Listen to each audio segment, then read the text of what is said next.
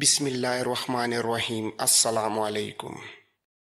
کل جب قاسم نے جھوٹے منہ سونیا کے ساتھ دو چار نرمی کی باتیں کی اور سونیا کی تعریف کی تو وہ فدا ہو گئی۔ اس کے دل پر کچھ ایسا ہی جان طاری ہوا کہ رات بھر ایک پل کے لیے بھی نہ سو سکی۔ رات بھر قاسم کی تصویر اس کی آنکھوں میں گھومتی رہی۔ وہ صبح سے اب تک کمرے میں بیٹھی اپنے مقدر پر روتی رہی تھی۔ وہ اپنے آپ کو اس وجیہہ نوجوان کے لائق نہیں سمجھتی تھی جو اس کی جانب متوجہ ہوا تھا۔ وہ قاسم کے قریب بیٹھ کر روتی رہی اور جب اس کے بوجھ سے آنسو بہہ گئے تو خود بخود مسکرا دی۔ یہ عجیب منظر تھا۔ اس کی برسی ہوئی آنکھیں ابھی گیلی تھیں اور اس کے نازک رخساروں پر آنسو کی لکیریں ابھی چمک رہی تھیں جبکہ وہ کسی معصوم بچے کی طرح مسکرا رہی تھی۔ اس کے گلابی ہونٹوں کے عقب میں موتیوں کی قطار جگمگا رہی تھی اور قاسم سوچ رہا تھا کہ وہ آیا صوفیہ کی خادمہ نہیں بلکہ آسمانوں کی کوئی فرشتہ ہے۔ قاسم بھی پرخلوص انداز میں مسکرا دیا اور بولا، تم بھی عجیب ہو سونیا، روتی بھی ہو اور ہنستی بھی ہو۔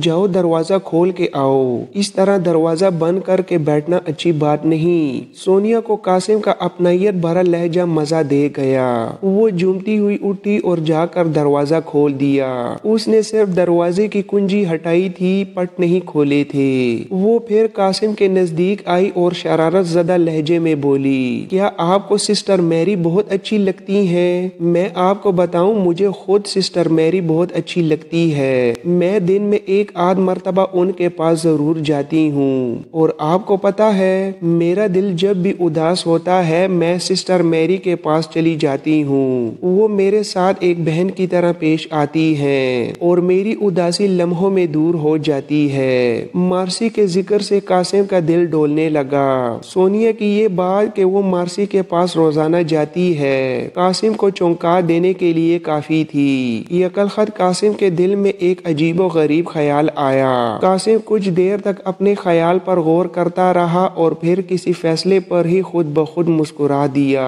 اگلے لمحے وہ اپنی جگہ سے اٹھا اور اپنے سامان میں سے مارسی کی انگوٹھی نکال لایا۔ وہ دل ہی دل میں سوچ رہا تھا کہ اس کے اس اقدام سے بیچاری سونیا اور زیادہ غلط فہمی میں مبتلا ہو جائے گی۔ وہ ایک لمحے کے لیے جھجکا بھی لیکن پھر اپنا بڑا مقصد دل میں سوچ کر مطمئن ہو گیا۔ وہ دو قدم سونیا کی جانب بڑھا اور مارسی کی انگوٹھی سونیا کی جانب بڑھاتے ہوئے انتہائی اپنائیت سے کہنے لگا، سونیا میں ایک راہب ہوں، تمہیں جسمانی محبت تو دے نہیں سکتا، البتہ اپنا روحانی محبت کا تحفہ تمہیں دیتا ہوں۔ میری خواہش ہے کہ تم مجھ سے زیادہ امیدیں وابستہ مت کرو کیونکہ تم جانتی ہو کہ ایک راہب محبت تو کر سکتا ہے لیکن شادی کبھی نہیں۔ یہ لو، یہ انگوٹھی پہن لو۔ سونیا کی حالت دیکھنے والی تھی۔ قاسم کے الفاظ سونیا کے کانوں میں کسی رسیلی شراب کی طرح اترے اور وہ ورفتہ ہو گئی۔ اس کی آنکھیں عقیدت کے نشے سے بھر گئیں اور ہونٹ فرتے جذبات سے کانپنے لگے۔ اسے اپنے نصیب سے خوف آنے لگا۔ آج تو قاسم نے انگوٹھی کا تحفہ دے کر اسے مار ہی دیا تھا۔ اس نے اپنا دائنا ہاتھ آگے بڑھایا اور انگوٹھی پہننے کے لیے انگلی الگ کر لی۔ قاسم کے ہاتھ نے اس کی نرم و نازک انگلی کو چھوا تو جسم میں سنسنی دوڑنے کی بجائے سونیا کے کانپتے ہوئے جسم کو قرار آ گیا۔ اسے یوں لگا کہ یہ انگلی پکڑ کر قاسم نے جیسے اسے دنیا کے جہنم سے باہر کھینچ لیا ہو۔ اس کی آنکھوں سے آنسو کے دو موٹے موٹے قطرے یکے بعد دیگرے ٹپ ٹپ فرش پر گرے اور سونیا کو یوں لگا جیسے ایک دم دنیا جہاں کے سارے دکھ اس کے کندھوں سے اتر گئے ہو۔ عین اس وقت جب قاسم سونیا کو انگوٹھی پہنا چکا، قاسم کے کمرے کا دروازہ چرک کی آواز کے ساتھ کھلا اور ایک اجنبی چہرے کو دیکھ کر قاسم کے اوسان خطا ہو گئے۔ سونیا بھی بری طرح سہم کر ایک جانب سمٹ گئی کیونکہ دروازے میں نظر آنے والا اجنبی کیناتوز نظروں سے قاسم اور سونیا کو گھور رہا تھا۔ یہ 50 سال کی عمر کا ایک ادھیڑ لیکن توانا شخص تھا۔ اس کا قد لمبا لمبا اور جسم بھرا ہوا اور مضبوط تھا۔ اس کی آنکھوں میں سب سے زیادہ قوت تھی۔ یوں لگ رہا تھا جیسے اس کی آنکھیں دو سرخ انگاروں کی طرح دہک رہی ہو۔ اس کے جسم پر بطریقوں جیسا لباس تھا اور اس نے ہاتھ میں ایک لمبا عصا پکڑ رکھا تھا۔ اس کی سانپ جیسی پھنکارتی ہوئی آنکھوں کے اوپر اس کی بھویں اتنی گھنی تھیں کہ اجنبی کی آنکھیں بھووں کے سائے میں نیم تاریک دکھائی دیتی تھیں۔ یہ شاگال تھا، آیا صوفیہ کا جن۔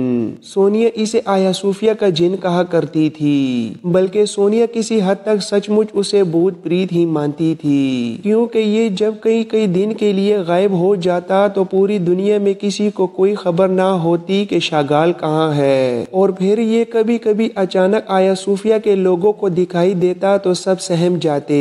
ایک بات یہ بھی مشہور تھی کہ کوئی شخص شاگال کی آنکھوں میں آنکھیں ڈال کر نہیں دیکھ سکتا، حتیٰ کہ بطریق اعظم تک سب ہی شاگال سے آنکھیں چراتے تھے۔ لوگوں میں تو یہاں تک خیال پایا جاتا تھا کہ شاگال کی آنکھوں میں 1 منٹ سے زیادہ دیر تک دیکھنے والا زندہ نہیں رہتا، وہ 24 گھنٹے کے اندر مر جاتا ہے۔ یہ بات کچھ اتنی زیادہ غلط نہ تھی۔ سونیا کی آنکھوں کے سامنے شاگال نے 1-2 لوگوں کو اسی طرح ہلاک کیا تھا۔ شاگال زیادہ تر خاموش رہتا، اس کا چہرہ اس قدر پراسرار تھا کہ اسے غور سے دیکھنے والا دہشت زدہ ہو جاتا۔ چرچ میں اور لوگوں کا بھی یہی حال تھا کہ شاگال انسان نہیں بلکہ قسطنطین کا جن ہے، جس کی عمر 300 سال سے زیادہ ہے اور جو قسطنطنیہ کی نگرانی کے لیے خداوند یسوع مسیح نے مقرر کیا ہے۔ اسے طویل عرصے سے دیکھنے والوں کی دلیل یہ تھی کہ وہ شاگال کو پچھلے کئی سالوں سے ایک ہی شکل و صورت اور ایک ہی رنگ و روپ میں دیکھتے آئے تھے۔ بطریق اعظم سمیت بعض بڑے لوگوں کو اسی بات پر تو یقین نہیں تھا کہ شاگال جن ہے، لیکن وہ سب یہ ضرور مانتے تھے کہ شاگال پراسرار قوتوں کا مالک ہے اور کالا علم بھی جانتا ہے۔ شاگال نے عین اس وقت قاسم کے کمرے کا دروازہ دھکیلا تھا جب قاسم سونیا کو انگوٹھی پہنا رہا تھا، لیکن یہ تو بچت ہو گئی تھی کہ دروازہ کھلنے کی آواز سنتے ہی قاسم اور سونیا نے اپنے ہاتھ کھینچ لیے تھے۔ قاسم کو شاگال کے عقب میں اپنا خادم ڈیوڈ بھی نظر آیا۔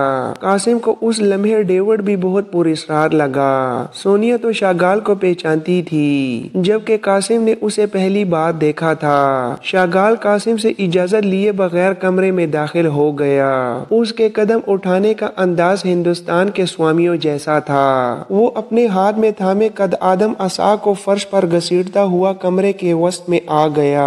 اس کی آنکھوں سے نکلنے والی تپش خیال ہی خیال میں ان کو اپنے چہرے پر محسوس ہونے لگی۔ وہ قاسم کے بالکل سامنے آیا اور قاسم کے سامنے تن کر کھڑا ہو گیا۔ اگلے لمحے اس نے قاسم کی آنکھوں میں آنکھیں ڈال دیں۔ قاسم کو شاگال کے آنے کا یہ انداز سخت برا لگا تھا، چنانچہ قاسم نے بھی اپنی غصے سے بھری آنکھیں شاگال کی آنکھوں میں گاڑ دیں، لیکن اگلے لمحے قاسم کو یوں لگا جیسے سامنے انسان نہیں کوئی شیطان کھڑا ہو۔ قاسم کو اس کی آنکھوں سے نکلنے والی تپش بے قرار کرنے لگی اور اسے جسم اپنے وزن سے کئی گنا بھاری محسوس ہونے لگا۔ اس سے پہلے کہ قاسم اس کی آنکھوں کی تاب نہ لا کر اپنی آنکھیں ہٹانے کی کوشش کرتا، پریشان حال سونیا دوڑتی ہوئی قاسم کے پاس آئی اور اسے ایک جھٹکے سے شاگال کے سامنے سے ہٹا دیا اور ساتھ ہی کپکپاتی ہوئی آواز میں کہا، یہ بطریق شاگال ہیں، ان کی آنکھوں میں دیکھنے والا زندہ نہیں رہتا، ان کی طاقت 1000 جنوں سے زیادہ ہے۔ سونیا اس سے آگے کچھ نہ کہہ سکی کیونکہ شاگال کی گھورتی ہوئی نظریں اس پر جا پڑیں۔ نہ جانے قاسم کو کیوں لگا جیسے شاگال کے عقب میں کھڑا ڈیوڈ مسکرا رہا تھا، لیکن قاسم نے اپنے غصے کو کچھ زیادہ چھپانے کی کوشش نہ کی اور شاگال سے مخاطب ہوا، محترم بطریق، آپ مجھے حکم کرتے، میں حاضر ہو جاتا۔ اس طرح بغیر اجازت کسی کے کمرے میں داخل ہونا نازیبا بات ہے۔ ہاں تم ٹھیک کہتے ہو، میں نے تم دونوں کو خواہ مخواہ پریشان کیا۔ مجھے حیرت ہے کہ قسطنطنیہ پر موت کے خطرات منڈلا رہے ہیں اور تم دونوں آیا صوفیہ کے مقدس حجروں میں رومانس کر رہے ہو۔ میں نے سنا ہے کہ تم تھریس سے آئے ہو، کیا یہ سچ ہے؟ اب قاسم کا غصہ ایک دم ہوا ہو گیا اور اس کے پیروں تلے زمین ہلنے لگی۔ شاگال کے دیکھنے میں لومڑیوں کی سی مکاری تھی۔ قاسم کو یہ لہجہ بہت پراسرار لگا، لیکن قاسم نے خود کو سنبھالتے ہوئے کہا، جی ہاں یہ سچ ہے، بہت اچھی بات ہے، مجھے تھریس بہت پسند ہے، میں اکثر تھریس کے کلیساؤں سے ملتا رہتا ہوں۔ حیرت ہے تم سے کبھی ملاقات نہیں ہوئی۔ اب قاسم کیا کہتا؟ اس نے جان چھڑانے کے لیے بات کو نظر انداز کرنے کی کوشش کی۔ جی دراصل میں زیادہ تر تنہائی کی عبادت میں مصروف رہتا ہوں، اس لیے مدت تک مل نہیں پاتا۔ میری بدقسمتی ہے کہ آپ سے ملاقات نہیں ہوئی۔ اچھا، یہ تو واقعی تمہاری بدقسمتی ہے۔ خیر اب جو ہو گئی ہے ملاقات تو تم بدقسمت نہیں رہے۔ میں تم سے پھر ملوں گا کچھ ضروری باتوں کے لیے، میرے منتظر رہنا۔ قاسم کو ایسے لگا جیسے شاگال دھمکی دے رہا ہو، لیکن پھر بھی قاسم نے مسکراتے ہوئے کہا، ضرور ضرور، میں آپ کا منتظر رہوں گا۔ شاگال جس طرح آیا تھا ویسے ہی کمرے سے نکل گیا، لیکن ڈیوڈ اپنی جگہ پر کھڑا رہا۔ قاسم نے ڈیوڈ کو مخاطب کر کے سوال کیا، کیا بطریق اس طرح ہوتے ہیں؟ انسانیت کا درس دینے والے یسوع مسیح کے راہب اس طرح نہیں ہوتے۔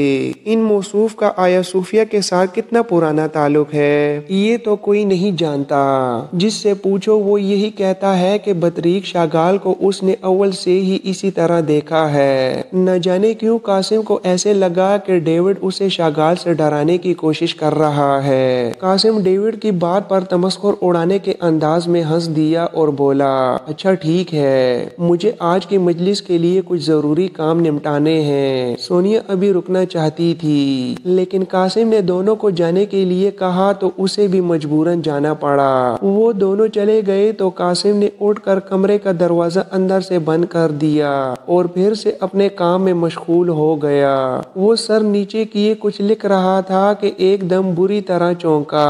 اسے یوں لگا جیسے شاگال اس کے سامنے کھڑا تیز نظروں سے اسے گھور رہا ہو۔ قاسم نے بجلی کی سی تیزی سے سر اٹھا کر سامنے دیکھا، لیکن کوئی نہ تھا۔ یہ قاسم کا وہم تھا۔ قاسم نے اپنے آپ کو ڈانٹا کہ وہ ایک مومن ہو کر شیطان سے خوفزدہ ہو رہا ہے، اور وہ دوبارہ اپنے کام میں مشغول ہو گیا۔ سونیا اپنے چھوٹے سے رہائشی کمرے میں آئی تو اس کے پاؤں زمین پر نہیں پڑ رہے تھے۔ اسے قاسم کی طرح سے انگوٹھی ملنے کی خوشی چین نہیں لینے دیتی تھی۔ اس نے کمرے میں داخل ہو کر جلدی کے ساتھ دروازہ بند کر دیا۔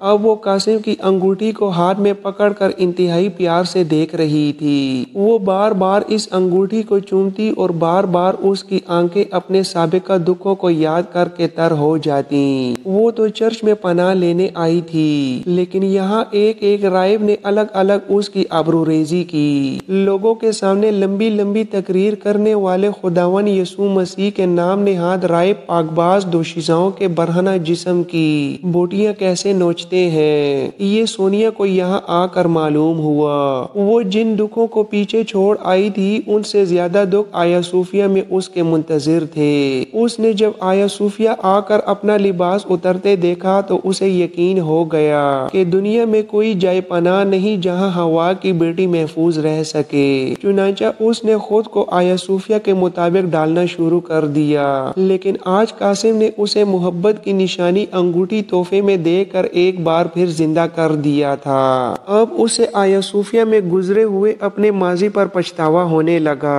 کاش اس نے اپنی آبرو محفوظ رکھی ہوتی تو آج وہ ایرون کے قدموں میں فخر کے ساتھ سب نچھاور کر دیتی۔ یہ پچھتاوا پارے کی طرح اس کے دل و دماغ میں گردش کرنے لگا اور وہ بے حد مضطرب ہو گئی۔ ادھر وہ قاسم کی انگوٹھی کو دیکھ کر خوش ہوتی تو ساتھ ہی اپنے وجود کی ناپاکی کا خیال کر کے پریشان ہو جاتی۔ وہ جس قدر بےتاب آج ہوئی تھی، اس سے پہلے اس قدر بے قراری اس پر نہیں چھائی تھی۔ یکدم اس کے ذہن میں سسٹر میری گردش کرنے لگی۔ ایسے موقع پر ایک سسٹر میری ہی تھی جو اسے حوصلہ دے سکتی تھی۔ چنانچہ سونیا نے اپنی پلکیں صاف کی اور سسٹر میری کے پاس جانے کے لیے تیار ہو گئی۔ آج سسٹر میری کے دروازے پر ان کی مرید خواتین موجود نہیں تھیں۔ ان خواتین کے لیے صرف ہفتے اور اتوار کا دن مقرر تھا۔ آج پیر کا دن تھا۔ سونیا نے آہستہ سے سسٹر میری کے کمرے کا دروازہ کھٹکھٹایا اور پھر جوابی اشارہ پا کر اندر داخل ہو گئی۔ سسٹر میری کمرے میں موجود تھی اور حسب عادت کسی عجیب و غریب کتاب کے مطالعے میں مصروف تھی۔ سونیا کو دیکھ کر اس نے فوراً کتاب بند کر دی اور ایک صندوق میں رکھ کر کر سونیا سے ملنے کے لیے اٹھ کھڑی ہوئی۔ سسٹر میری سفید لباس میں ملبوس تھی۔ اس کے چہرے پر بلا کا وقار اور روب حسن تھا۔ یہ آیا صوفیہ کی واحد راہبہ تھی جو اب تک کسی مرد کے نزدیک نہیں گئی تھی۔ اس نے شروع دن سے ہی ایک عبادت گزار راہبہ کے طور اطوار اختیار کر لیے۔ یہ مارسی تھی۔ مارسی کے چہرے پر نظر نہیں ٹکتی تھی۔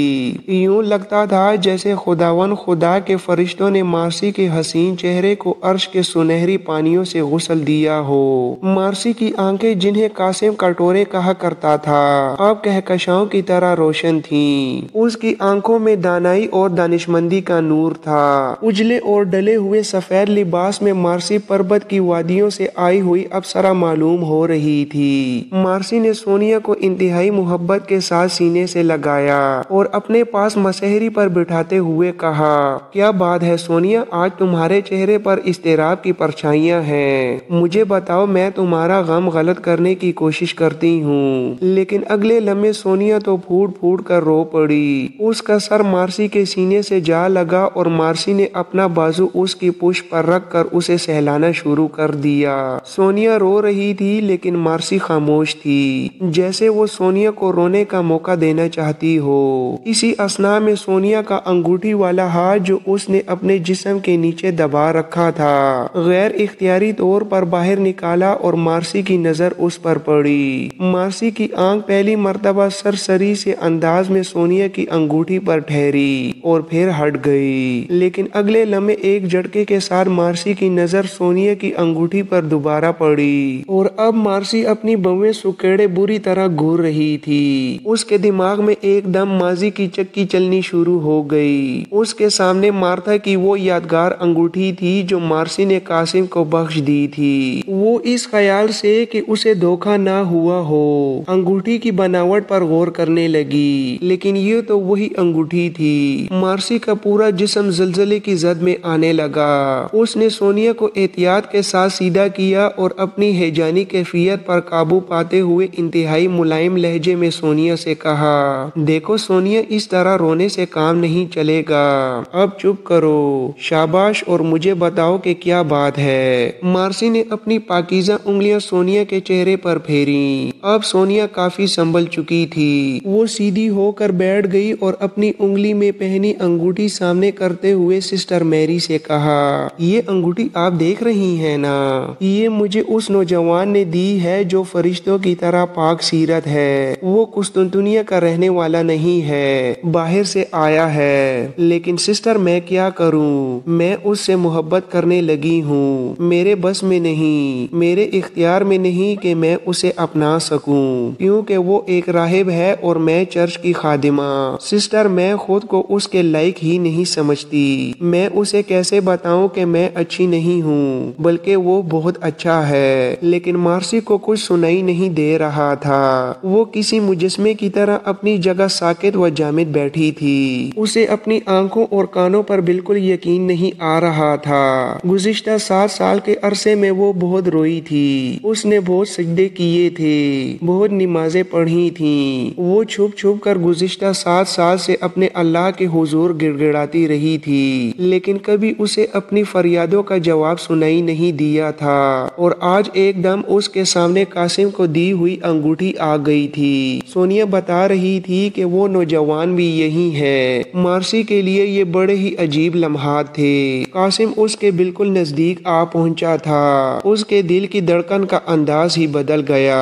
یہ دھڑکن پہلے ایک راہبہ کی دھڑکن تھی جو پوری دنیا کے ہر مرد سے کٹ کر گوشہ نشینی میں اپنے پروردگار سے اپنی محبت مانگتی تھی، لیکن اب اس کا دل ایک اور انداز سے دھڑک رہا تھا۔ یہ ایک نوجوان لڑکی کے دل کی دھڑکن تھی جو برسوں بعد اپنے محبوب کا دیدار کرنے والی تھی، لیکن اسے یقین نہیں آ رہا تھا۔ وہ سوچنے لگی کہ یہ انگوٹھی کسی اور آدمی کے ہاتھ لگ کر یہاں تک پہنچی ہوگی۔ اس نے بے تابی سے سونیا سے سوال کیا، اس نوجوان راہب کا حلیہ کیسا ہے؟ کیا تم مجھے بتا سکتی ہو؟ سونیا پہلے تو چونکی، لیکن پھر قاسم کے چہرے کو یاد کر کے انتہائی نفاست کے ساتھ اس کا حلیہ قد کاٹ بتانے لگی۔ اب مارسی کو یقین ہونے لگا تھا کہ وہ جوان راہب قاسم بن ہشام ہی ہے۔ مارسی کی کیفیت عجیب ہو گئی۔ وہ چاہتی تھی کہ ابھی اور اسی وقت اٹھے اور دوڑتی ہوئی قاسم کے پاس چلی جائے۔ وہ قاسم کے بازوں میں سر چھپا کے زور زور سے روئے اور اسے کہے کہ چلو، سب کچھ چھوڑ چھاڑ کر مجھے اس تکلیف دہ دنیا سے لے چلو، لیکن وہ ایسا نہیں کر سکتی تھی۔ وہ سونیا کو بھول گئی اور 7 سال پہلے کی اپنی محبت میں کھو گئی۔ وہ ایک ایک بات یاد کر رہی تھی، لالا شاہین کی یادگار، قاسم کا گھر، قاسم کی خوش مزاج بابی سکینہ، قاسم کے بھتیجے عمر اور علی۔ پھر اسے اپنی ماں یاد آئی، سکندر بیگ اور ابو جعفر بھی یاد آئے، اور پھر ایک دم اس کے ذہن میں دھماکہ ہوا کہ کہیں ڈیمونان کو قاسم نے تو قتل نہیں کیا، اور پھر نہ جانے کیوں اس کے دل میں یہی خیال گھر کرنے لگا کہ ڈیمونان کو قاسم نے قسطنطنیہ پہنچ کر قتل کیا ہوگا۔